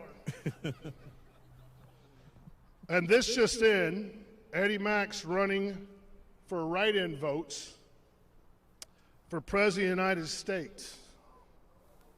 Eddie Mack wants to be President of the United States. And the reason is he wants to rename the president's plane to Air Force One. Those are all free jokes. There's many things I like about Podium. I don't know where David went, but David's one of them. We met 11 years ago. I've always been impressed with David. The other thing is everybody needs hope, right? And especially right now. We all need a little bit of hope. And Podium gives kids hope. Creativity. I think the Flying Squirrels, I hope the Flying Squirrels are all about creativity. Obviously, as Stiff and Eddie Mack says, we've had 3 winning seasons in 10 years. So you're not coming to watch a winning team. You're coming to watch creativity and to make memories with each other. Podium gives people the ability to pivot, just like COVID's made us pivot. We're doing movies in the outfield. We're doing disc golf and events like this. And Podium gives kids the ability to be creative. Podium also gives kids perspective.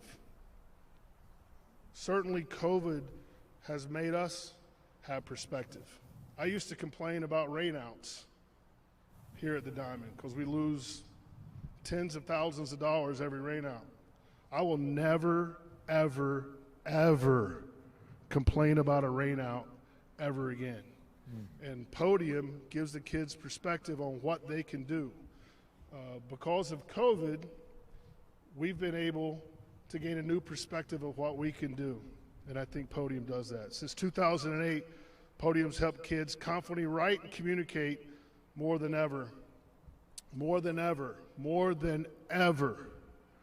All young people deserve to achieve and have their voices heard. I want to say that again. More than ever, young people need to have their voices heard. So, I don't know, this is a fundraiser, and I don't know what you were planning on giving before you came here. But whatever you were planning on giving, please give more. Because Podium is doing great things with kids. Destiny, amazing, amazing, amazing job tonight. And let's help Podium continue giving kids the opportunity to have hope, to be creative, and to do things they never thought before. Folks, we're going to be back stronger than ever, the Richmond Flying Squirrels. We're going to be here making memories with you for many years to come. And Eddie Mack is right. There's only two people in life that can call me Todd. He's one of them, and my mother is the other one. So thank you for coming tonight. Thank you, everybody. Please make sure that you continue to give to Podium. God bless. And as always, you ready? Have fun. Go nuts. Thank you, Parney. All right, we are only 10 minutes behind schedule, so we're going to do two things at once. Thank all the sweet hosts, Joni Albrecht, Little Star Communications, Kristen Walensky at Scribe on Demand, Brad Booker at Town Bank, and Rob Shen at Capital Results. That said, Jerry, David, Eddie, hand out some hardware if you got it. We're going to give out plates like they do in Wimbledon. You ever see those? Like the consolation prize, they give out the plate and the person has a trophy. We're going to give out plates because these are all winners. Oh. Who's not here? Oh, Miss Waldruff.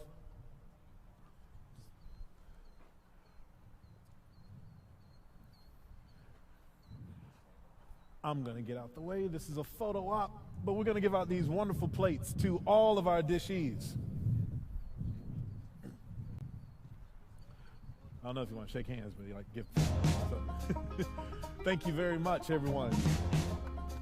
A round of applause to all our dishees tonight.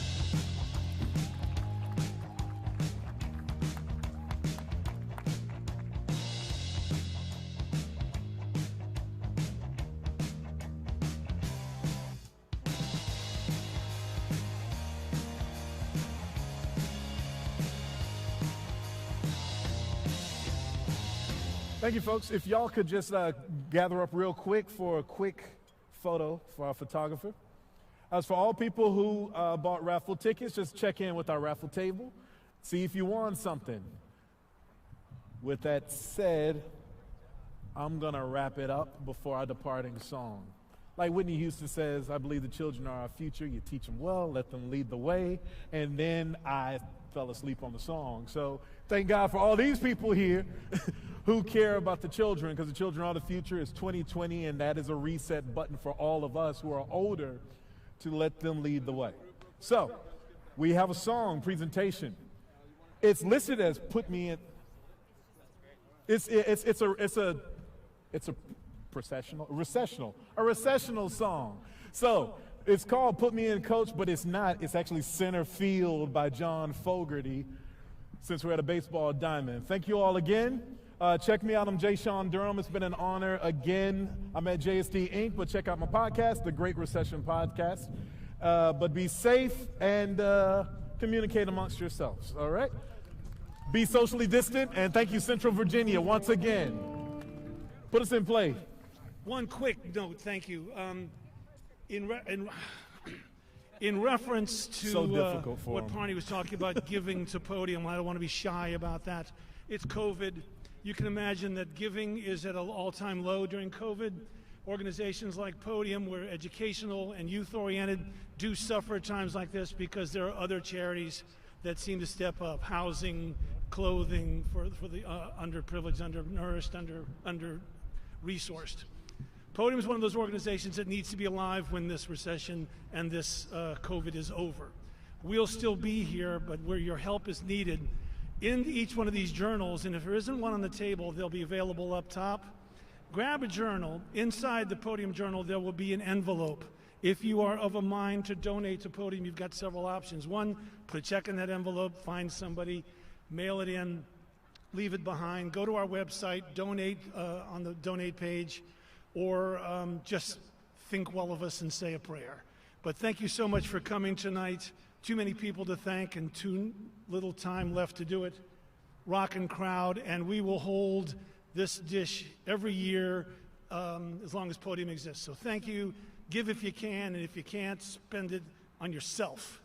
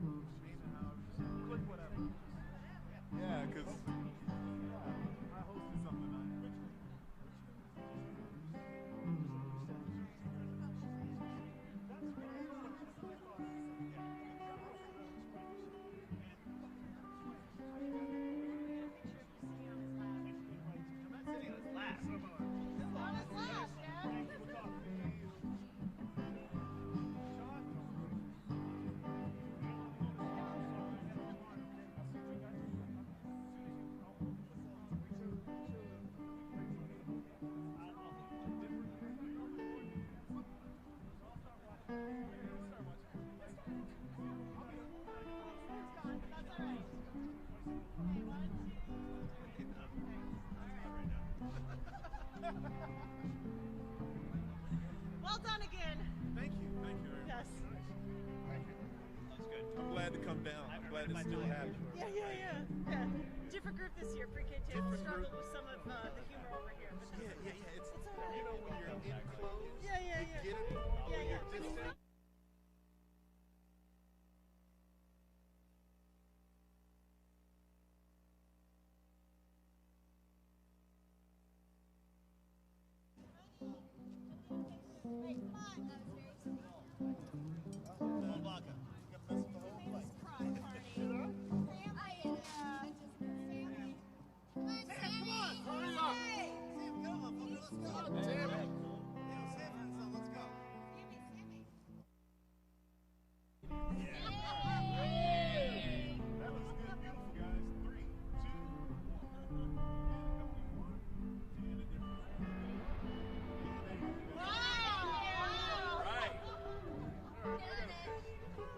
jealous. I wanted to sit on Parney's lap. Damn it. Here you go, Parney's lap. Here we go.